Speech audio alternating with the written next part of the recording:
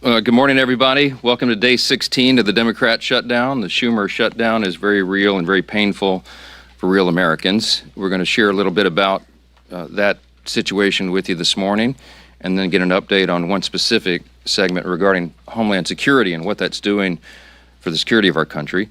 If you're keeping count, 9 times the Senate Democrats have voted to keep the government closed. All the House Democrats except one voted September 19th to shut it down. So this is 10 total times now that Democrats in Congress have voted to close the government. And we know what that means for real people. We know what it means for our troops and our Border Patrol agents and TSA agents and air traffic controllers and everybody who relies upon services around the country. It's very real. And so today marks yet another day of American families feeling the very real personal and economic strain of this reckless decision that our Democrat colleagues keep making. They want the United States government to remain closed, and they seem not to care about the pain that it's causing. They have offered no plan, they have offered no strategy, they have offered no common sense path forward for ending this situation. And so many of you have asked all of us, how will it end? We have no idea. It's up to the Democrats, and they have to decide it. And judging by their outrageous behavior, the Democrats appear perfectly happy to keep the political theater going while real people suffer. And that's why House Republicans made the responsible decision for our members to spend this week in their districts working for the people. They're helping their constituents. They're helping the American people navigate the mess that the Democrats have created. Staying back to work with our constituents was a decision that we made very thoughtfully, and we made collectively as a group, House Republicans. We have so much of that work to do. That's not some talking point. It's not some strategic tactic. We made that decision out of urgent necessity. So I want to highlight here just this morning, just very briefly, just a couple of examples, a small sample of some of the very important work that House Republicans are doing on the ground right now to help Americans through this difficult time.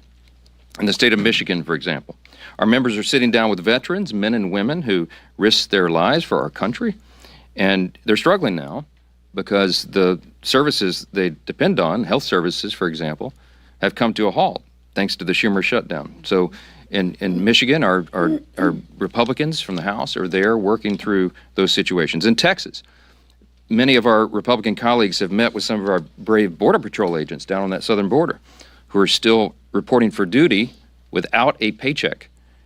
In Montana, Congressman Ryan Zinke helped park rangers who are keeping the parks open as best they can for families and travelers, even as they themselves go without a paycheck. Across the Midwest, we have members who are meeting with local and regional airports to hear firsthand how furloughs and blocked paychecks there are hurting the people who keep our skies safe. Really important stuff. In rural communities around the country, Republicans are working hand in hand with their local hospitals to make sure that the $50 billion rural hospital fund that Republicans got signed into law in July 4th is accessed. It reaches the people who need it. And they're doing that work while the Democrats are demanding to kill that essential fund that is in their counterproposal for the CR, one of the many outrageous things they've claimed they want to do.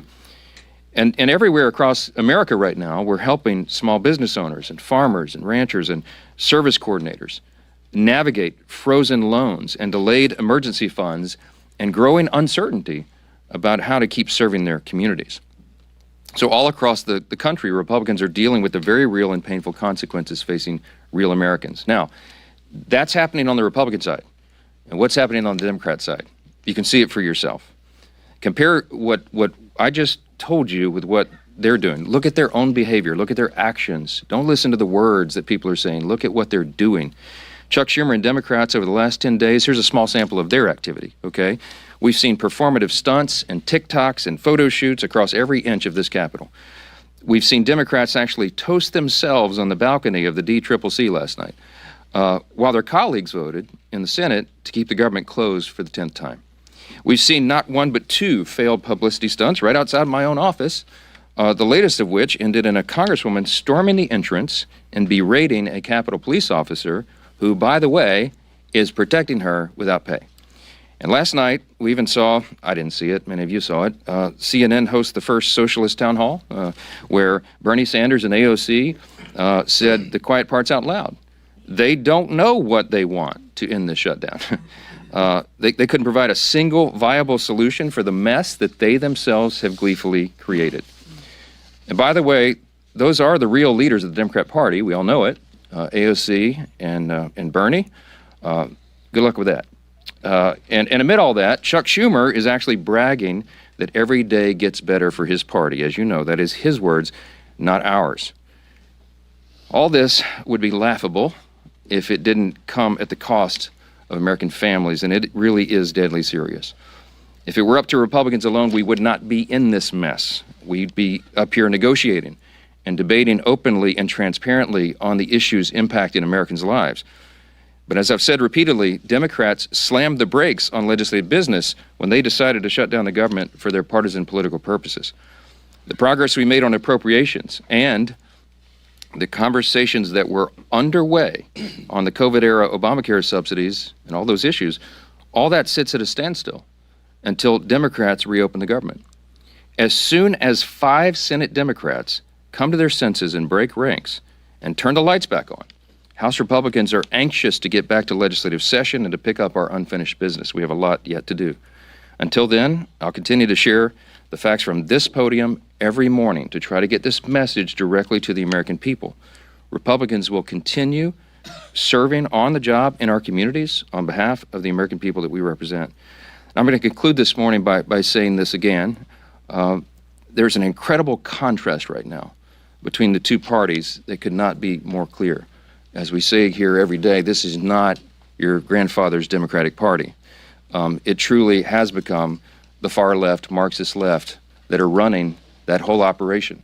And it has real effects on real people. And I just want you to, I'll highlight again the split screen of what we're seeing. In America right now, there are 2 diametrically opposed visions for the country, and you should look at the actions of elected officials and not their words. And what are the actions? President Trump and Republicans are delivering for the American people. We have cut their taxes. We are removing red tape and regulations to get the economy humming again. We have ended the border crisis, virtually 0 crossings in the last 4 months under President Trump. We are ending the crime crisis around America, taking heroic measures to make sure that happens. We're cutting fraud, waste, and abuse out of government and making government more efficient and effective for the people. And right now, President Trump is resolving international conflicts, restoring peace through strength around the globe. That's just a small sampling of what's been done by Republicans in the last 9 months. And what have Democrats done the last 9 months? On the split screen, look at the other side. They've shut down the government. I mean, I don't know what else to say. Put all the gimmicks and the talking points aside and look at the indisputable facts and evidence of what is happening right here. There could not be a stronger contrast between the two parties. And I don't know how more simply we can say that.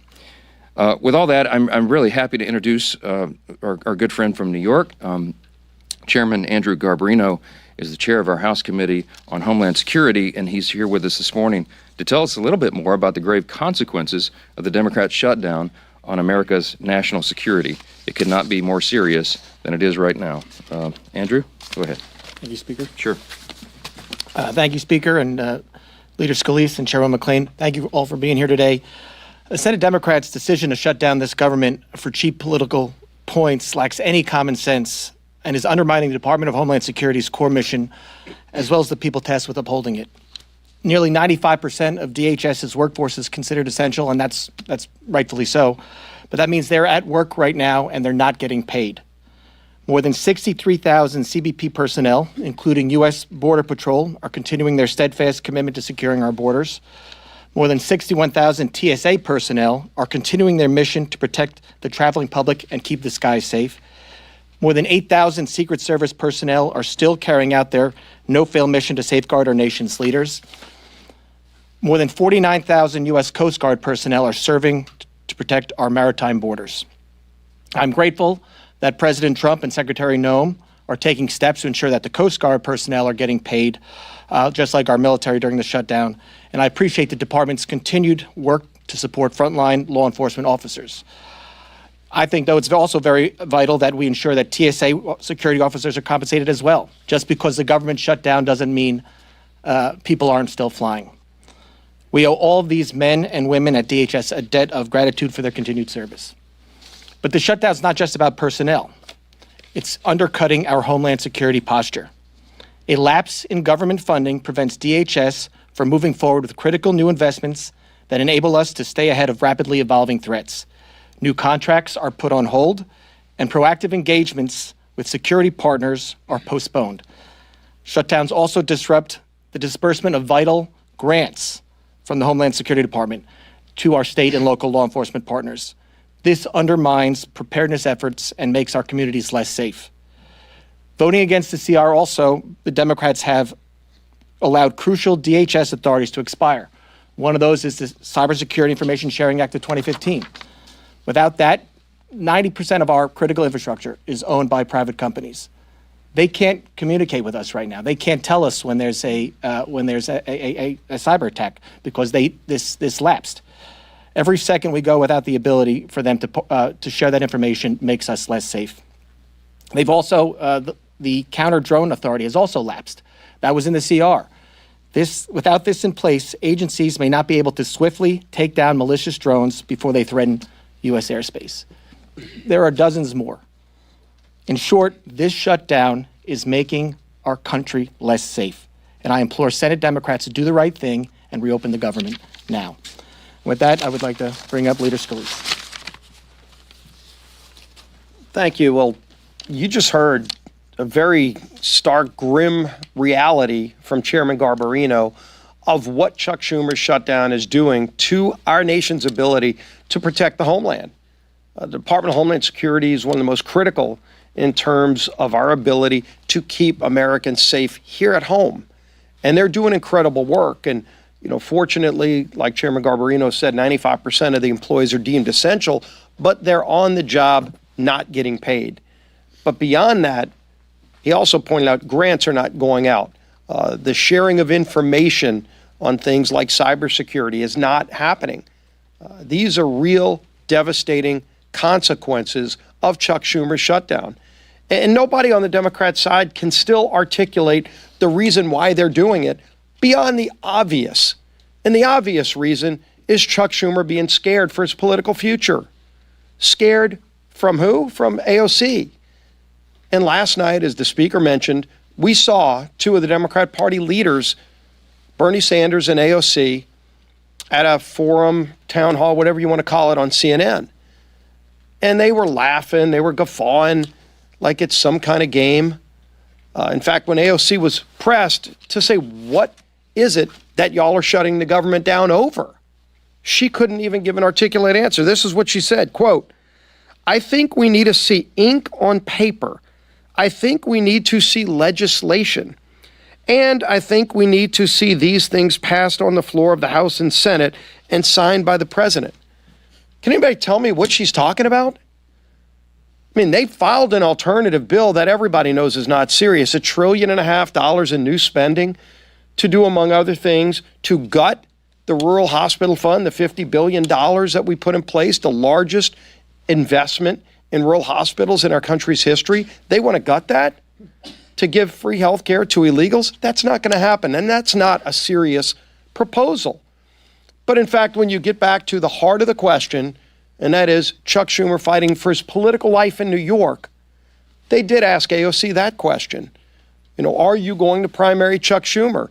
And she laughed, and Bernie tried to bail her out of the question, but ultimately she wouldn't give a direct response to that, because that's really what this shutdown is about. Is Chuck Schumer afraid of the AOC wing of the party primarying and beating him in New York? And so he's just concerned about his political future, and he's willing to jeopardize the lives of the American people, to jeopardize our homeland security abilities that Chairman Garbarino talked about. These are serious consequences to real people, men and women in uniform, our federal workers that are not getting paid. All for what? For the gibberish you heard last night? They cannot articulate even what they want. We presented a clean CR that Chuck Schumer himself voted for in March. Very straightforward bill to fund the government and open it up just to give us more time to negotiate our differences. Very big differences that we have on policy, but we can't even get to those policy negotiations while Chuck Schumer is shutting down the government. So Senator Thune's doing a great job of trying to find a way. to keep bringing the bills back up until one day just 5 more senators on the Democrat side come to their senses and say they're willing to get the government back open so we can resume those negotiations. And we stand ready. We've done our job in the House, and we're ready to get back to work. There's a lot of work stacking up, but while Chuck Schumer keeps the government shut down, it's hurting millions of real families across America. With that, turn it over to our conference chair, Lisa McClain. Thank you, Leader, and thank you, Rep. Garbarino, for being here and the work that you're doing on the Homeland Security. Here we are. Democrats have shut down your government now for 16 days. So I think we all want to know, what have the Democrats done with all this time on their hands, right? Well, let's see. They've posed for glossy photos outside the Capitol. They've screamed at Capitol police officers who, by the way, they are refusing to pay, right? They've jumped on TV to what looks like an audition to be the next radical in charge after Chuck Schumer. And now they're gearing up for their I Hate America rally this weekend. A rally where they'll cheer for chaos instead of country. So take note of what goes on at that rally. Take note of how they put Americans first, really. Now, let's contrast that with Republicans who are doing what we always do, and that is actually working for the American people. And let me give you some examples, and I know our speaker talked about this, but I think this bears repeating again. Pat Fallon, who was in Texas hosting a town hall. Congressman LaLota connected with more than 8,000 of his constituents in New York doing a teletown hall. Congressman Collins held mobile office hours in Georgia. Congressman Walberg in my home state of Michigan brought veterans together in Michigan to tackle problems right now with the VA. Congressman Zinke actually rolled up his sleeves, I mean, literally rolled up his sleeves in Montana to help Yellowstone National Park to clean it up. That's the difference. One side delivers solutions and the other are showboats. Republicans passed a clean CR to keep the government open. No gimmicks, no tricks. We actually want to govern. We did our job. And then we got back to work for the people who actually sent us here. Democrats, they saw a shutdown as leverage, as a chance to push for more wasteful spending. And don't take my word for it. Look at what they want to do, $1.5 trillion. You should never use a shutdown as leverage for more wasteful spending. But that's exactly what the Democrats are doing. Well, I have news for them. It's not going to work. Republicans are united behind the work that we've done for the American people. We will not hand out government benefits to illegals on your dime. We will not repeal provisions that cut waste, fraud, and abuse. And we will not cave to Democrats' $1.5 trillion in spending. So it's time for the Democrats to wrap up the photo shoots, stop actually attacking law enforcement, and end the who's more radical contest. Let's pass our clean bill and get back to work for the American people who sent us here. Thank you. All right, time for questions. Chad, go ahead. Mr. Speaker, good Morning. morning. I know what Republicans have said, saying the shutdown is because Schumer is afraid of Ocasio-Cortez. There have been questions to Ocasio-Cortez, Schumer, saying, is this because you're afraid? Are you going to challenge in a primary? They deny that. I understand the tension here about the shutdown. But just because you're saying that that's the case does not necessarily make that true. When they deny that, why should we continue to say, okay, it's because they're worried about their left flank, or Schumer's worried about Ocasio-Cortez challenging him in a primary? Well, look, I'll be intellectually consistent. Tell you, don't listen to what politicians say. Look at the actual evidence. I can put on my evidence here. First, Exhibit A is what AOC actually said last night. She did not disclaim that she was running against Schumer, and there's a lot to talk about that. You don't have to take my word for it. Most of you have written about that. But then also look at the evidence. Exhibit B would be what happened in March. And when we began all this, and I think at the first or second day of the shutdown, I brought you a magazine cover that I had on a big stack on my desk, the Washington Examiner, and it was a cartoon depiction of Chuck Schumer leaving the Senate with a box with all his belongings as if he'd been fired, and he had this shameful look on his face, and all the House Democrats were drawn behind him, screaming at him, holding up signs saying he was a traitor, etc.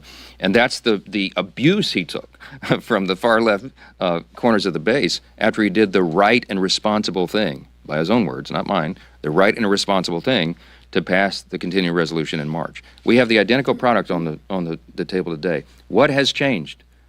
Don't take our word for it. Just go look. The only explanation for this is that Chuck Schumer does not want to face the heat and the scrutiny and the abuse that he took in March for doing the right, responsible thing by the far left voices in his party. When Bernie and AOC get the full stage for a CNN, the first socialist town hall, I hope they're proud of themselves. They are the voices of the party. I mean, they are. Look, Mamdani is on path, shockingly, sadly, frighteningly, to become the elected mayor of the largest city in America, the once cradle of capitalism. There is a Marxist rise in the Democratic Party, and the old guard, and I'm saying old guard, Chuck Schumer's been here for 44 years, okay? He is not the flavor of the month. And he knows that he's going to get a challenge. If it's not AOC, it'll be another disciple of Mamdani or somebody like that. They all know that. Ask Hakeem Jeffries why he has not openly endorsed Mamdani for the mayor of New York. He's in a real bind. Because Hakeem Jeffries, while he's a far-left progressive politician, he's not a communist. But you have to aspire, you have to say, you have to stand for the farthest left ideas, socialism, communism, Marxism right now, to be in favor in the Democratic Party. This is not your grandfather's Democratic Party. They wouldn't recognize it. And that's the dynamic that Chuck Schumer is dealing with, and that's why he's drawn the line right here. He had to show a fight, and everybody knows it. It is plainly on display.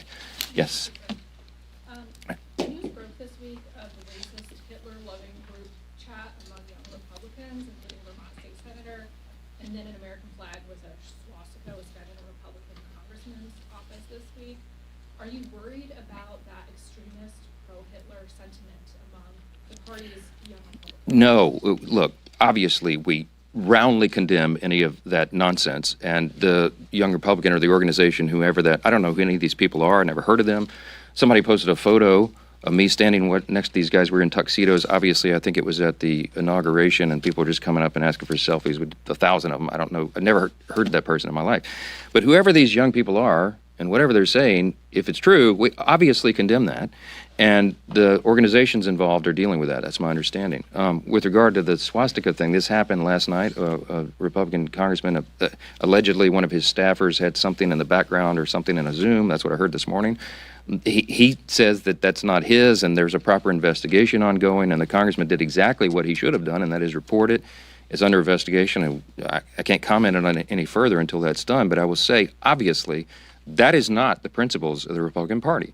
We stand for the founding principles of America. You want me to articulate them for you right now? Individual freedom, limited government, the rule of law, peace through strength, fiscal responsibility, free markets, human dignity, the things that lead to human flourishing.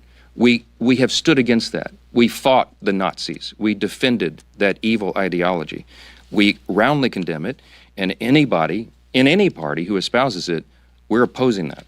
I don't know how else more simply to say that. Yes, sir. Back on the shutdown, Leader Thune has offered Democrats a vote by the end of the year on Obamacare subsidies. Would you be willing to make the same commitment to sort of ease the shutdown? Let me tell you what happened yesterday, because I met with Leader Thune, and he offered to Chuck Schumer a vote on Obamacare subsidies, and Schumer said no. that happened. Asked Leader Thune about it, because they wanted a guaranteed outcome. Here's why we can't do that. Let me say this very clearly and for everyone again. Okay, the Obamacare subsidy issue is not the issue of today. It is in a subsidy that expires December 31. We were always planning to continue the debate and discussion about that issue in October and November. Ironically, Democrats are taking the time off the clock for us to do that. It's a very complicated, complex matter. There are no income caps on that. By the way, did you know if you're a hardworking taxpayer, middle-class earner, and your family's struggling to put food on the table, did you know that you are subsidizing wealthy people's health care with that subsidy? You probably didn't. Premiums have risen by some estimates 60% since Obamacare was enacted into law in 2010. There's no way to repeal and replace it because it's too deeply ingrained right now. We have to improve it. Republicans are the ones with the ideas to increase access to care, the quality of care, and bring down the cost. Not the Democrats. They're the ones that gave us this problem, and they're the ones that have made it so expensive. Now, we have 535 members between the House and Senate. There's a lot of people in this deliberative body here. That's a very complicated issue. It's not something that 4 people can go into a back room and guarantee an outcome on. It can't be done. It was not possible to be part of the CR, and it is not feasible. It's not appropriate to be on the CR. We require the member-driven consensus process here, and that's what's necessary. So it's not possible for Leader Thune to guarantee to Chuck Schumer some outcome on that because we haven't finished those deliberations. I mean, that's just as simple as it is, and all of you report on the Hill all the time. You know how the process works. So when Leader Thune offered Schumer a vote on the ACA, on the subsidy, without guaranteeing an outcome, Schumer said, nope, no thanks, we'll keep it closed. Because, by the way, remember, every day of the shutdown gets better for us, as Chuck Schumer said, okay? It's not getting better for the American people. Will you not commit to holding a vote on ACA subsidy? No, I didn't say that. I did not say that, Reed. I said none of us can guarantee an outcome on that. I have said consistently all along, this is part of the deliberative process. We're going to debate and discuss that. And there are debates and discussions going on our side of the aisle and on theirs, but to get everybody together and build that consensus is not possible until we get the government operating again and we stop holding, I get very upset about that. We stop holding the American people hostage for these ridiculous political games. People see what's going on here. We should not have Border Patrol agents not paid right now because Chuck Schumer wants to pay political games to cover his tail. I don't know how much more simply to say that, and every single one of you know that's exactly what's going on. I don't like being Mad Mike. I want to be Happy Mike. I want to be the happy warrior, but I am so upset about this. God bless America. We're done. Thanks.